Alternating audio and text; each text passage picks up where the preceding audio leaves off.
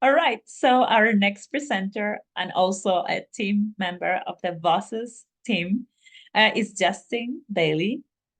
He is a very popular teacher.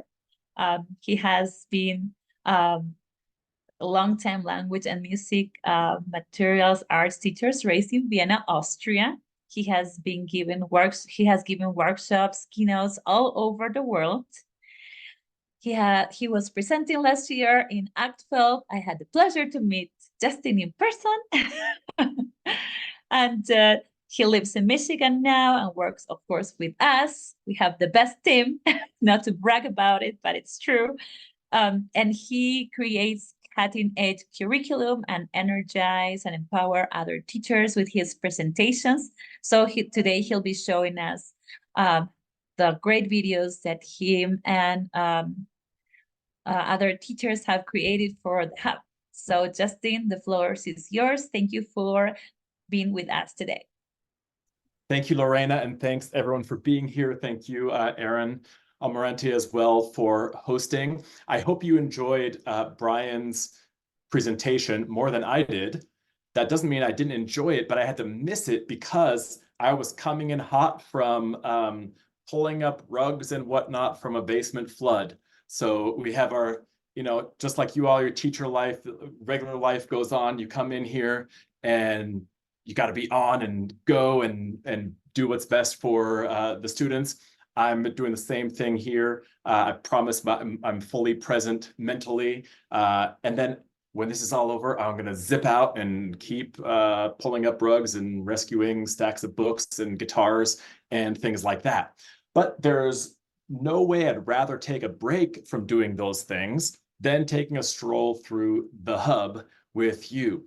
And if you saw the description or you saw just the title of this session and you haven't seen the Hub yet, you might be wondering what even is the Hub, because the Hub's just like a noun as well, right? A place where spokes come together. That's the image we're going for. It's basically a place where lots of different teaching ideas, coherent but varied teaching ideas come together, and where lots of teachers can come to in order to benefit from those teaching ideas.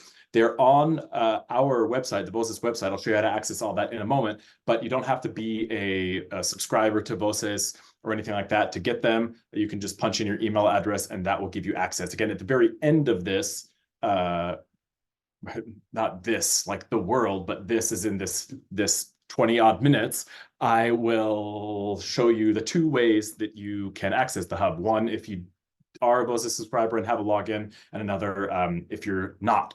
So again, what even is the Hub? What would you see if you were to navigate to the Hub?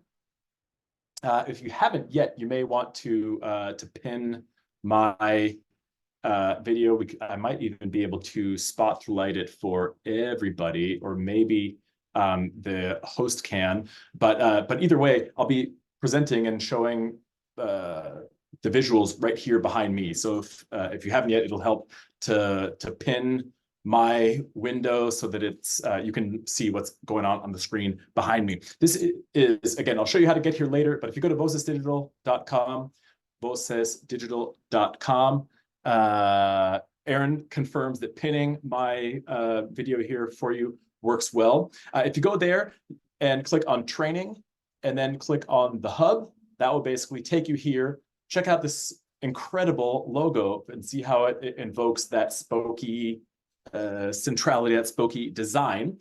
And once you've entered, you'll enter through the portal by scrolling down here a little bit. If you're joining from outside Voces, again, I'll show you afterwards, if you're already a subscriber, how to open the Hub just the same way as you would open whatever Voces textbook you use. But once you're in it, you are taken to a thing that looks like this.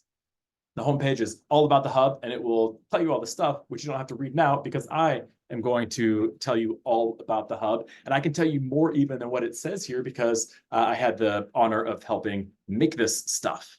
So the Hub is designed to be kind of a one-stop shop for all kinds of guidance and teaching ideas that relate to acquisition-driven instruction, proficiency-oriented instruction, teaching in a way that's rich in comprehensible input. You can find tons of stuff relating to that here. Again, without having to use Voces curriculum. If you do, that's great, and there's lots of support here for it, but a lot of it is designed, the vast majority of it actually is designed for anyone to use, and lots of people who use other curricula or who use no curricula in particular still access it and benefit from it. Aaron also points out for any language. So a lot of the materials that I made, I gave examples in English, German, Spanish, French, and Italian, but we're not limited even just to those languages because these are just good teaching ideas. So let me give you a feel for it. I won't take us through every single section because that's something you can do on your own, and you may be interested in different elements of it, but let me kind of point out to you the key elements to get excited about here. If you go up to the directory, which is basically what we call the menu, let me see if I can make this even a little bit bigger for you.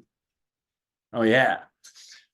You can see that we have a few different sections, and each of these little triangles, you can click on any of these titles and it expand it to having lots more stuff. So you can see just, we'll basically start here and we'll zoom in ever so briefly on each section to sort of whet your appetite for exploring this more on your own and maybe trying some of the ideas.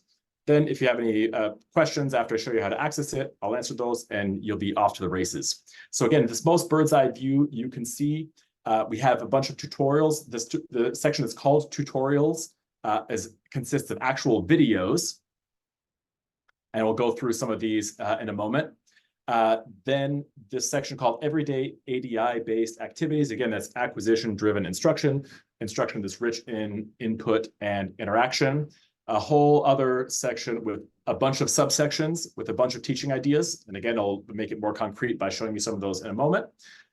We've got a specific section, a fairly short section, but a section that's specifically games that are played on the computer that have been designed by and for Voces, and some ideas for using those in the classroom. And lastly, a whole collection of lots of other resources by people that we've worked with over the years, or especially recently. So let me give you, let me check in with the chat here as far as the, someone's checking in about the way to enlarge my screen. Do you mean to make this, so you can make my screen as big as however big your computer screen is?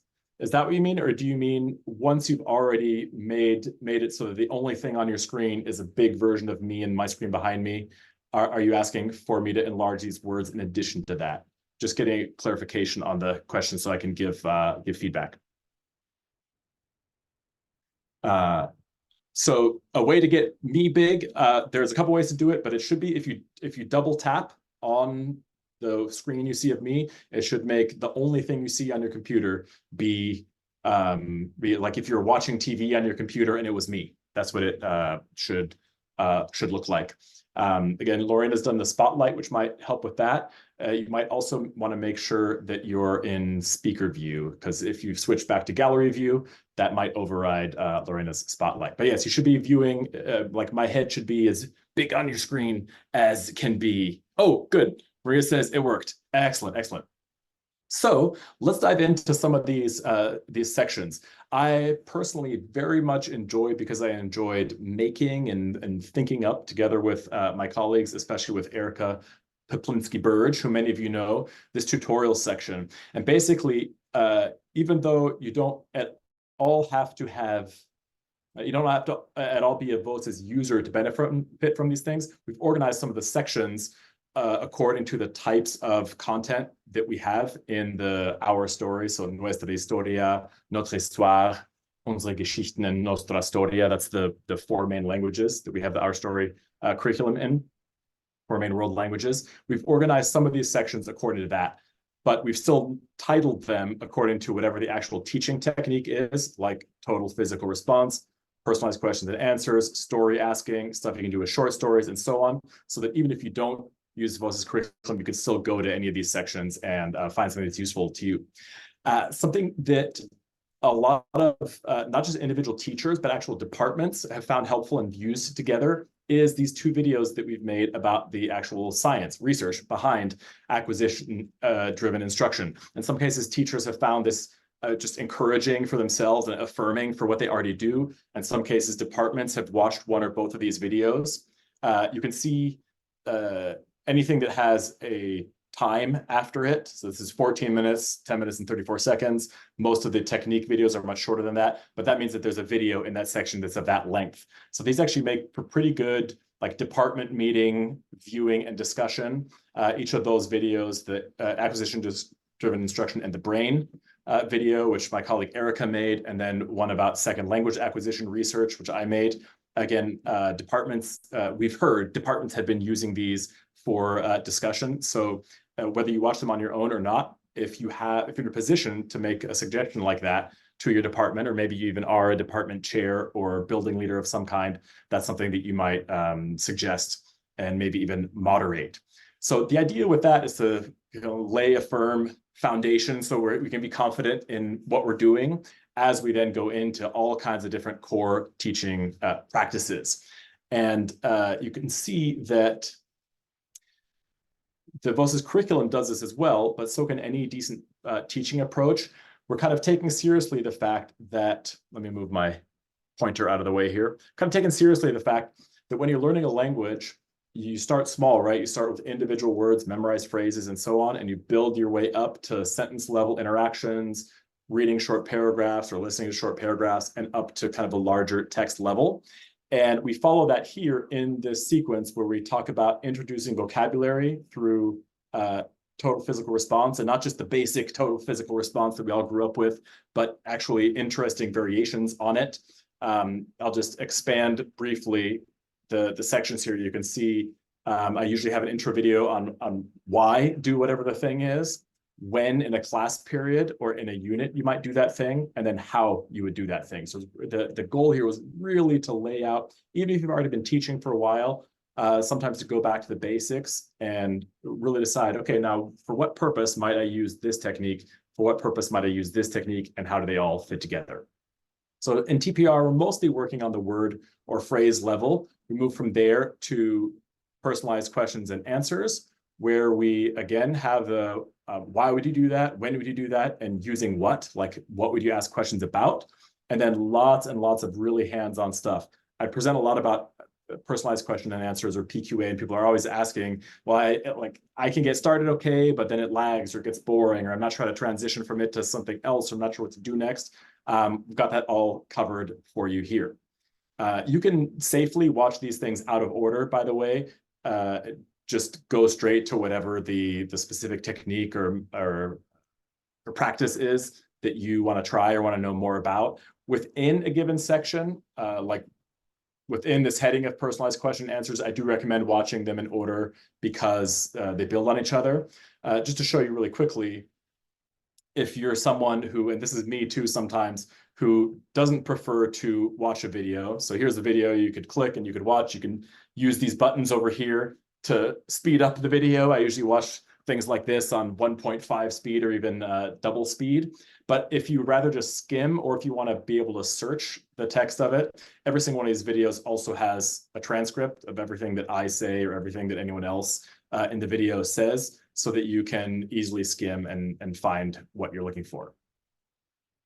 Let me come back to that directory. Hold on. I'm going to smallerize it. There we go. So I won't go in, it won't expand necessarily every single other thing in this section, because I want to show you what else there is. But basically, you can see it takes you through PQA, like I just said, story asking, as in classic TPRS, teaching proficiency through reading and storytelling. Story asking, which is kind of like mystifying or overwhelming for a lot of people.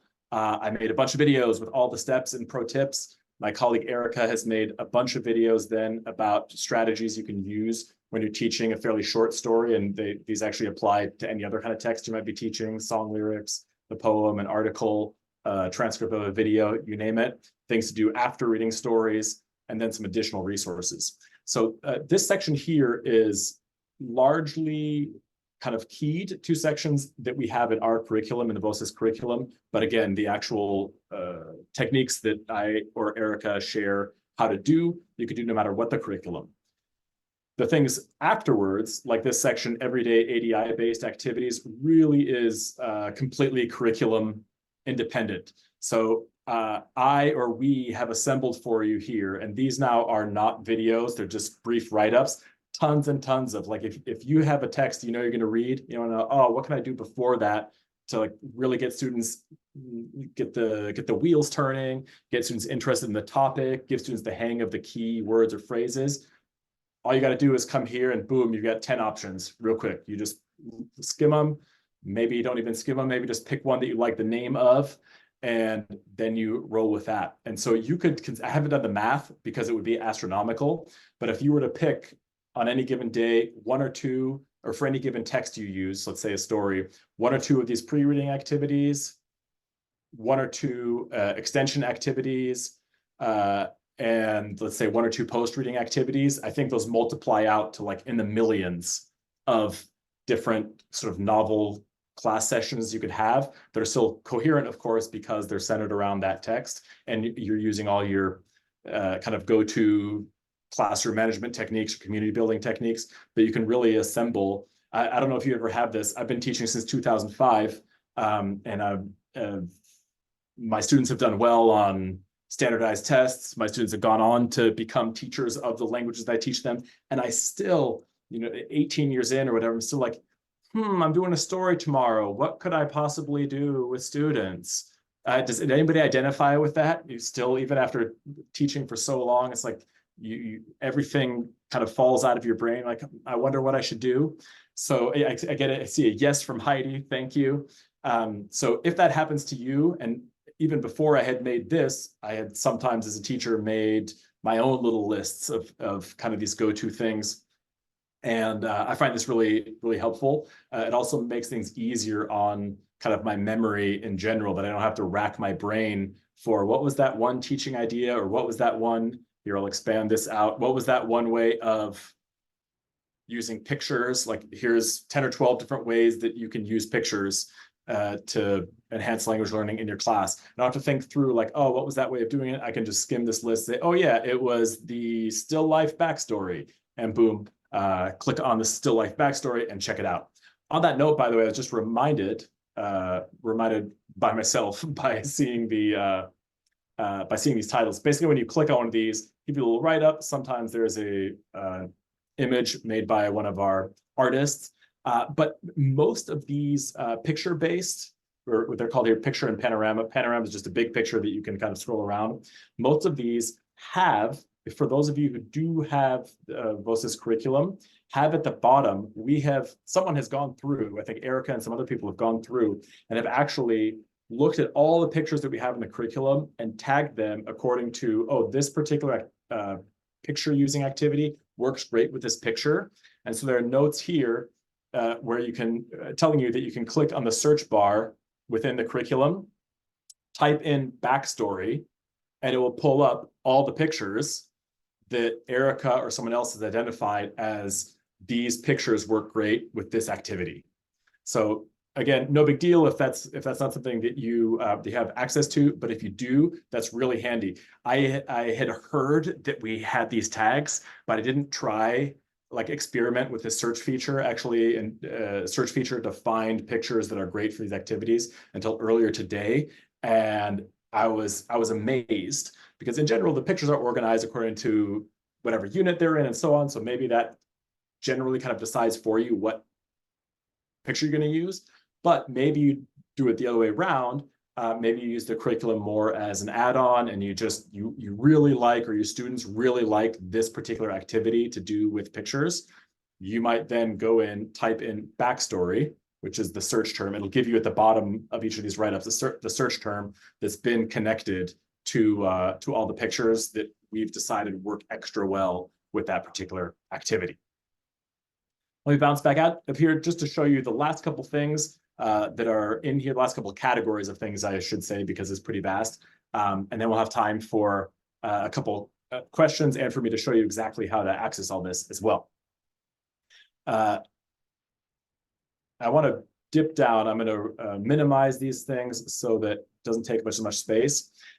Here under ADI-based resources by Voces collaborators. So these are teachers that have worked with us, teachers who've maybe contributed write-ups or videos or lesson plans or activities. If you click on this, it gives a whole bunch more ways that you could consume, digest, be helped by guidance on teaching with CI and teaching with acquisition-driven instruction. So our colleague Eric Richards, who was a finalist for the National Teacher of the Year, and also author of a lot of German novellas, he has this whole almost like a course that he's created called A Teacher's Guide to Teaching with Stories, Teacher's Guide to Teaching with Stories, where if you click on it, you can then go back through, and there's, in some cases, they're kind of duplicates, intentional redundancies with things that we have videos about that I or Erica made, because sometimes you just want to hear it from a different perspective, and different teachers do things slightly differently. So here again, I'll make this a little bigger. You could go right down and you could read everything that Eric has to say on writing and drawing activities. You could read everything that he has to say about personalized questioning. Remember, I shared earlier in here that I made a bunch of videos on personalized question answers, but sometimes another teacher's advice, in this case Eric's, kind of like does the trick in a way that maybe mine wouldn't, depending on how you connect or what your temperament is as a person or a teacher. Our friend and colleague, full-time colleague now, JJ Epperson, has 2 really good articles and guides that she's written on teaching with music, and there's all kinds of other stuff that you can find in here. So because this is so content heavy, and the way I'm presenting it is also really kind of text heavy and word heavy, I'll leave this part of the stroll through at this, because this is really something that probably makes the most sense for you to, if this has piqued your interest or whetted your appetite, for you to go through and kind of explore on your own. But I want to show you last thing really quick, how you actually access this. And then if you have any quick questions, this is not your last chance ever to ask questions of me or of other Voces people. We're easy to reach and quick to reply as well. So just out of curiosity, maybe throw in the chat so I get a feel for it. Just throw a, type in yay, Y-A-Y, if you're a current subscriber to Voces, and type in also yay, like the word also, and the word yay, if you're not, you're just here for the teaching ideas. Wow, I see so many yays. I see some brand new folks as well. It's mostly yays. I see some also yays. Okay, so just based on these results, I'll show you both, but what I'm going to show first is if you already are a Voces subscriber, meaning you have at least one Voces book, like Nuestra Historia 1, that you use, then what you're going to do is at the top of, I'll come over this way, at the top right, once you're logged in, the way you always log in, and like you're in Nuestra Historia 1 or in Notre Histoire 2 or whatever it is, at the top right, there's an icon that says account. And when you click on it, these options will come down and you'll click on settings, and that will open this window where you can do what we call adding titles. Our individual books, we call them titles basically. So you just come right over here, you will click a drop-down menu that says available titles. And when you click that, the hub, like it will say the words, the hub, capital T, capital H, and you click on that, and then make sure after you click on it that you press this button, add title, which will be a rich green rather than this faded green. And that will then make it so that in the future, as soon as you've done that, if you come to the same menu and instead of hitting settings, you click on switch titles, the hub will appear for you. I'll show you just real quick what that looks like for me. So this is more or less what it will look like for you then. When I hover over account right here and then click switch titles, all these different options come up for like books that I've loaded. You probably won't have as many because you probably don't work for Voces, but whatever title you're already in won't show up because you're already in it. And for me, I don't know if it'll be this way for you, but I think so. The very last one will be the hub. The reason why it's not, student participation. Why is it not showing me the hub as an option to change to right now?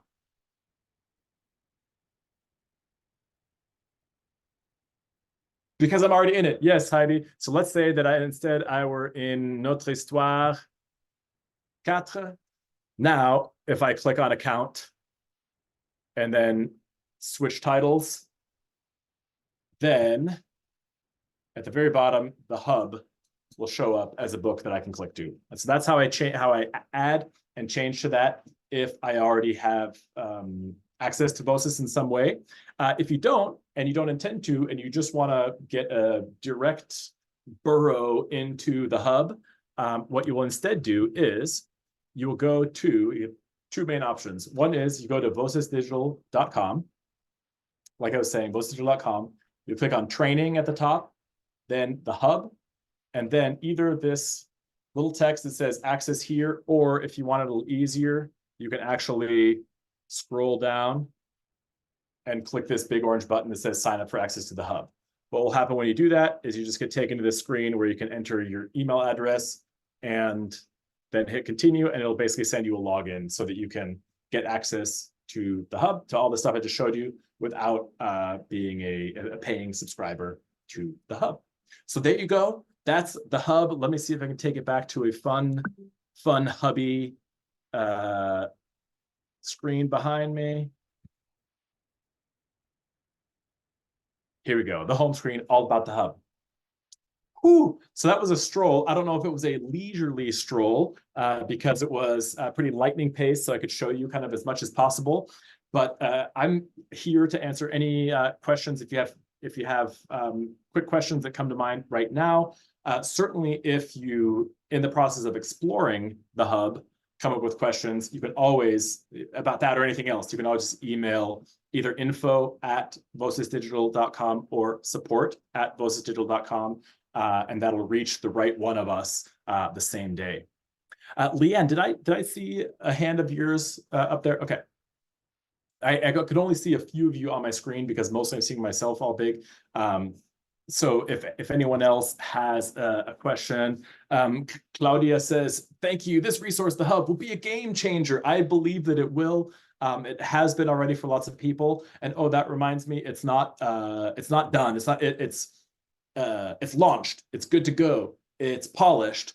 And we'll also keep adding to it as we either think of new ideas of things we can add, or we have some that we're already planning. We're just, at some point in the process of either creating videos or getting them up there, whatever it may be. Which reminds me also, if there's like a CI teaching related or ADI related thing that you're mystified by out there, like, oh my gosh, people are always talking about this activity or about this practice, but like I can't wrap my head around it. Use one of those same things, info@vocesdigital.com or support@vocesdigital.com to put it on our radar as something to add here.